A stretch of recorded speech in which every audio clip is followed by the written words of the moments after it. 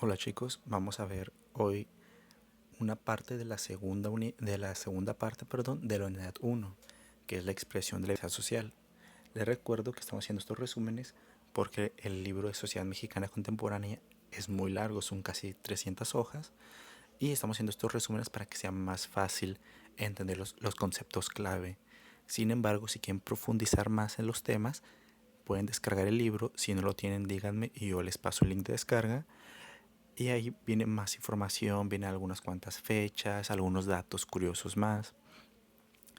En esta ocasión lo que vamos a hacer, en lugar de hacer trabajos del libro, vamos a hacer un glosario.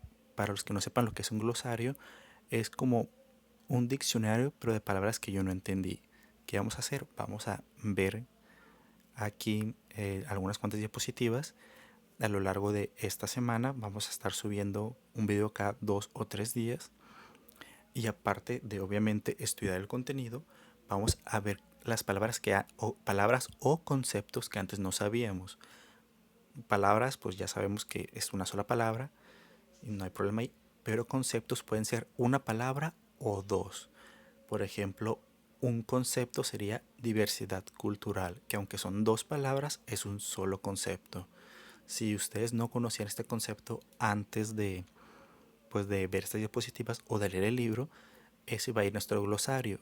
Entonces vamos a poner diversidad cultural y vamos a buscar qué significa. ¿Dónde lo vamos a buscar? Ya sea en la misma presentación, o sea, este video, o ya sea en el libro. Y ya en última instancia, si no lo encontramos ni en la presentación ni en el libro, pues lo buscaríamos en internet.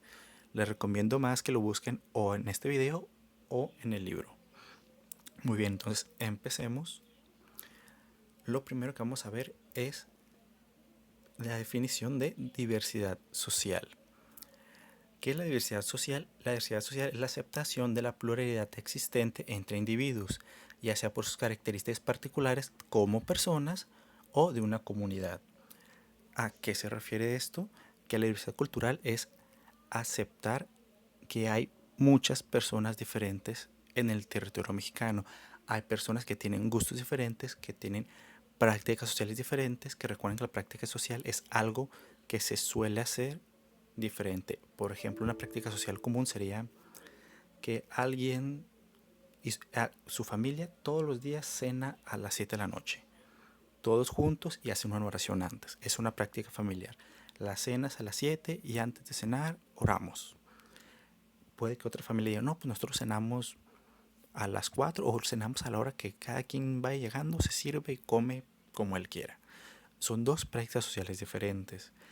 Hay, hay mucha diversidad en México, ya sea por comida, por gustos, por religiones, por capacidades, por idiomas, que algunas personas saben dialecto, otras saben lenguaje de señas, otras saben leer braille, otras no. Hay mucha diversidad cultural, digo, social, perdón. Y parte de esa diversidad social es aceptarla, no solo que exista, o sea, que hay personas con gustos diferentes, sí hay y siempre va a haber, pero la diversidad social es aceptarlas, es decir, ok, hay personas que no son igual a mí y las acepto. Esa es la diversidad social. Y como pueden ver aquí en esta imagen, que pues nada más es una imagen así donde ya pueden ver que hay personas con diferentes vestimentas alrededor de México, que son vestimentas típicas pues de cada entidad federativa, ¿no?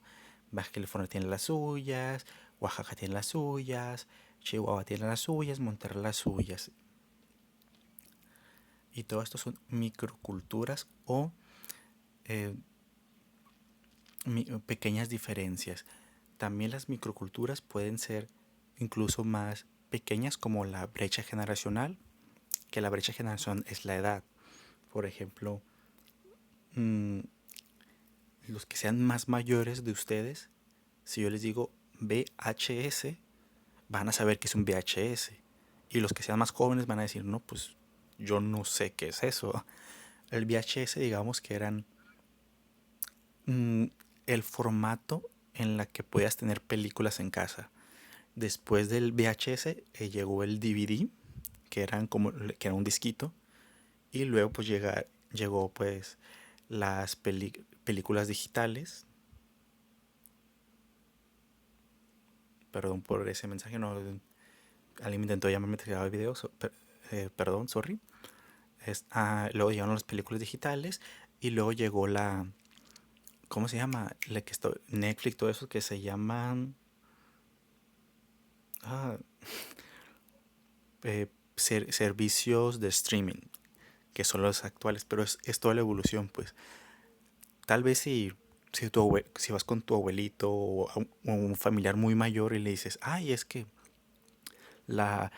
vamos a ver un streaming, pues no vas a ver qué es. Pero si le dices a algunos compañeros de tu misma edad, a lo mejor dices, el streaming de tal persona o tal plataforma de streaming, pues van a saber qué es. Es una plataforma para ver videos o para ver películas. Y esa es una diferencia microcultural, que es la edad o la brecha generacional, que es conforme la edad las personas saben o ignoran ciertas cosas.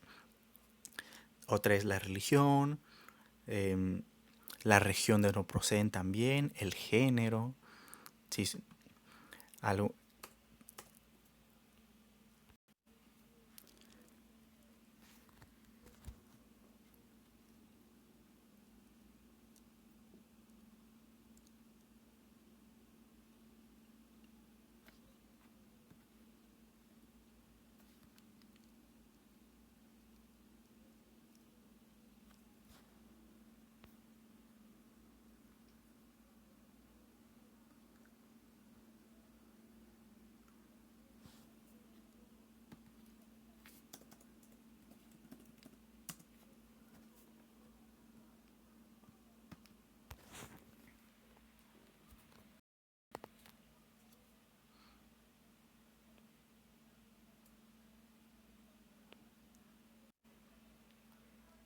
Perdón, una falla en micrófono, pero voy a repetir todo lo que dije, no se preocupen, no se perdieron nada.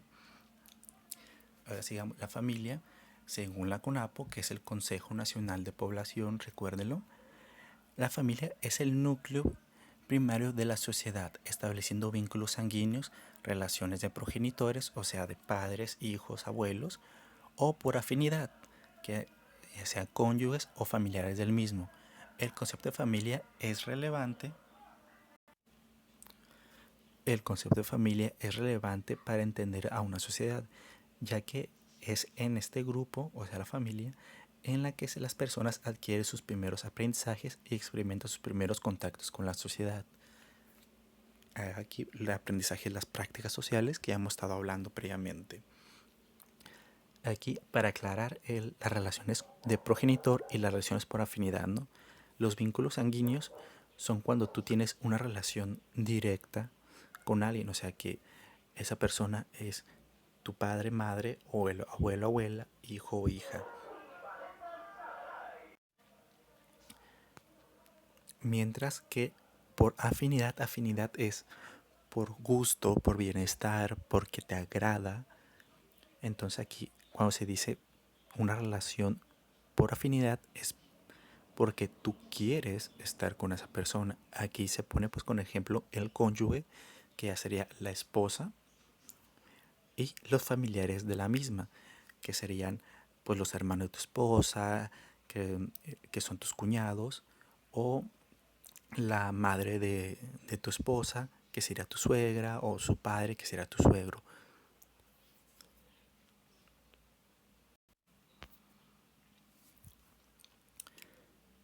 Y algo importante en la organización familiar es la jefatura de la familia. La jefatura de familia es un rol familiar que es para el que se encarga de llevar el ingreso principal para gastos, comida, deudas, entretenimiento, salud, vestimenta. Y esto es importante, que puede ser tanto la madre como el padre. O sea, no es como que el jefe de familia tenga que ser un hombre o tenga que ser una mujer, sino es quien lleva el ingreso principal. ¿Qué es el ingreso principal? El que lleva más dinero a la casa. Si alguien lleva 2,000 pesos y otro lleva 5,000, el que lleva 5,000 sería el que tiene la jefatura de la familia.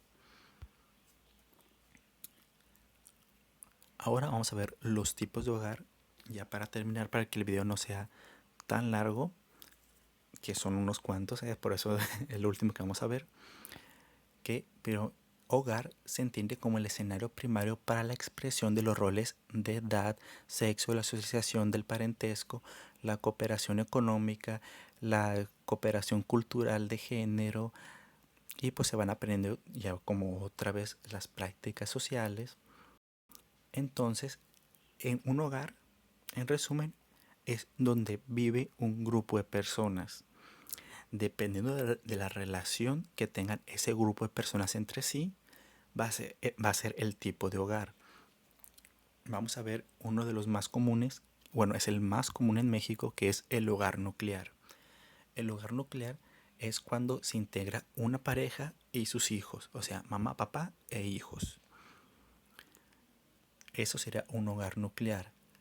También es un hogar nuclear, pero se llama monoparental si solo hay un papá o una mamá.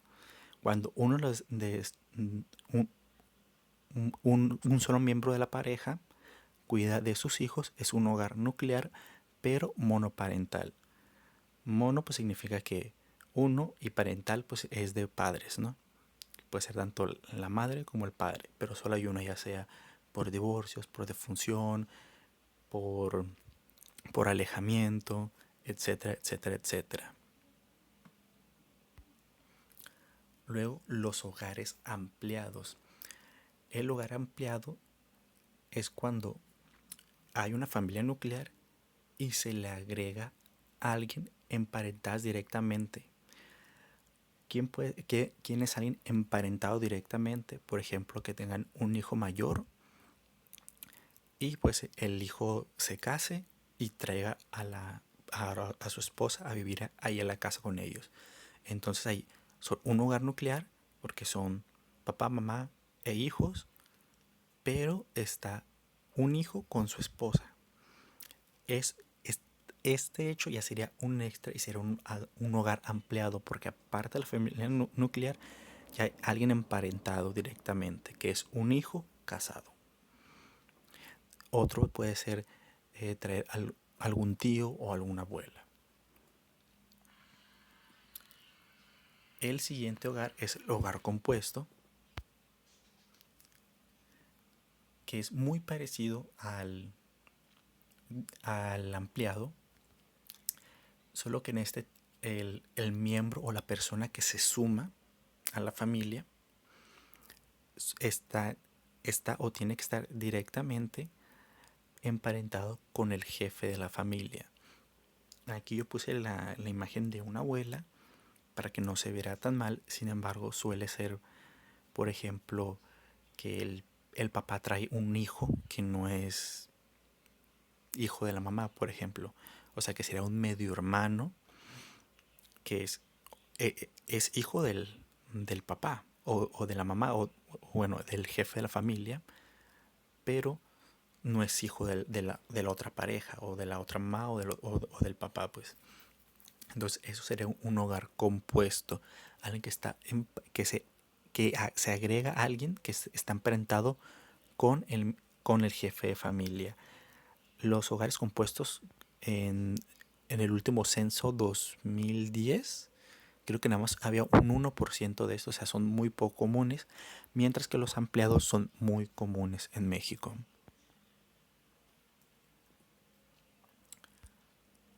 Los siguientes, estos se llaman hogares no familiares. ¿Por qué se llaman hogares no familiares? Porque recuerden que un hogar es una casa en la que conviven varias personas. Y en los anteriores habíamos visto que pues eran personas que tenían relación sanguínea. Sin embargo, aquí tenemos dos subtipos, que es el hogar unipersonal y el hogar de corresidentes. El hogar unipersonal pues es de una persona, ¿no? El nombre lo dice. Entonces, por lo tanto, como solo hay una persona, no hay relación con otro miembro que vive ahí porque no hay otro miembro. Entonces es un hogar no familiar porque solo vive una persona y no hay relación con nadie más.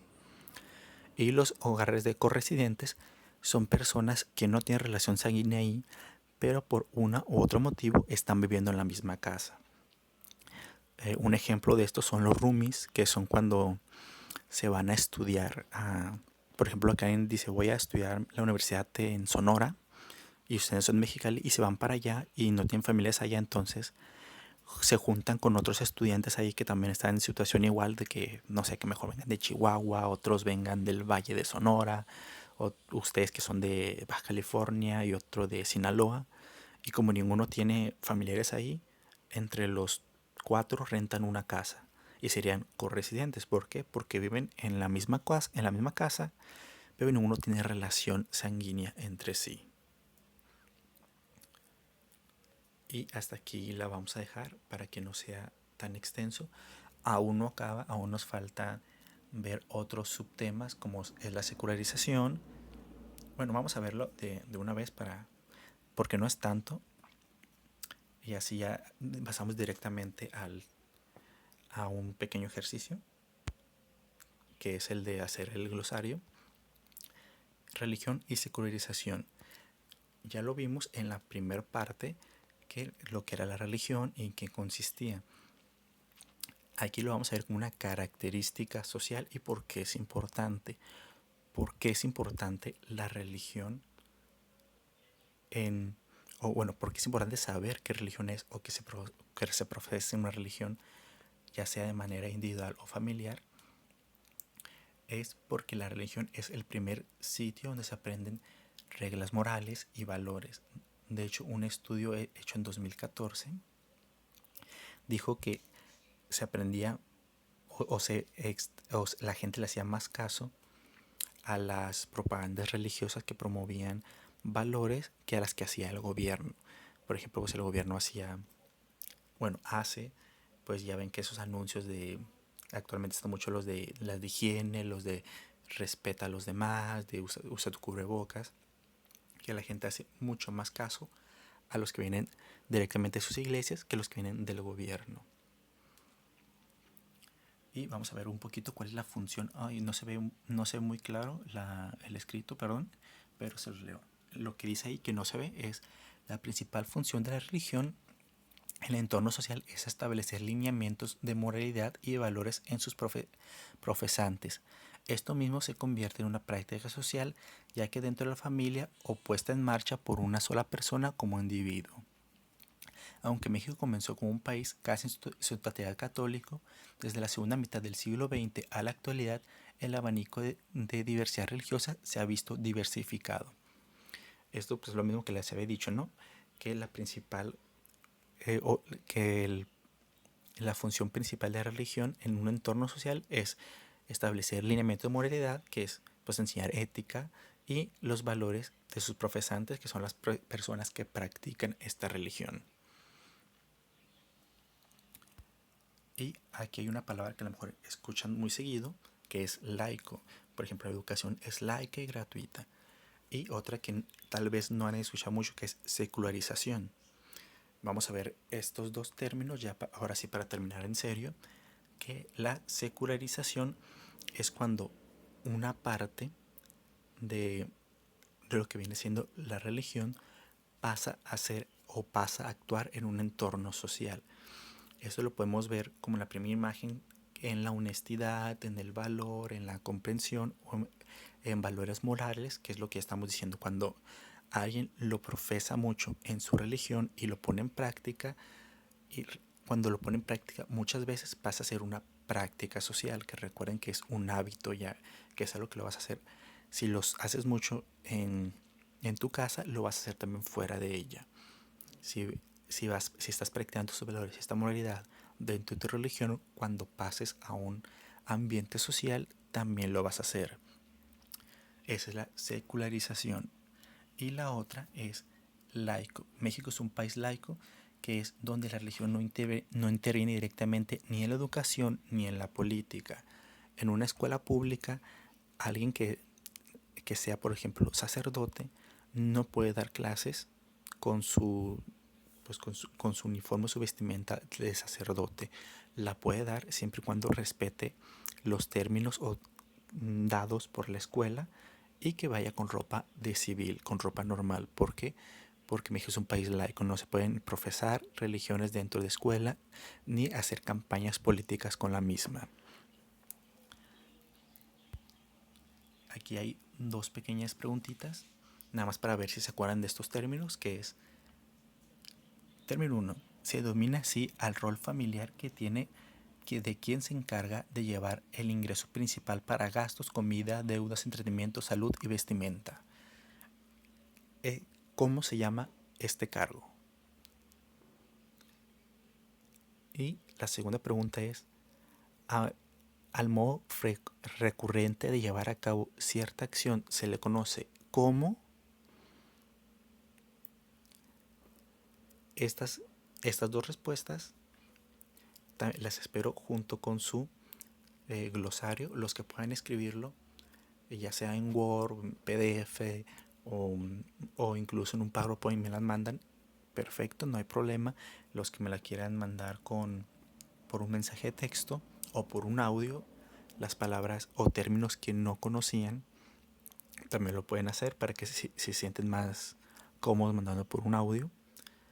O si alguien pues ya no puede por diversas razones, no se preocupe, siempre me dice, profe, yo no tengo Word, yo no tengo dónde escribir, dame avisa y no hay ningún problema, ¿no? O los que hayan surgido dudas en el transcurso de pues de toda esta exposición, este mini resumen, me pueden decir y profundizamos más en el tema ya pues de manera privada, ¿no?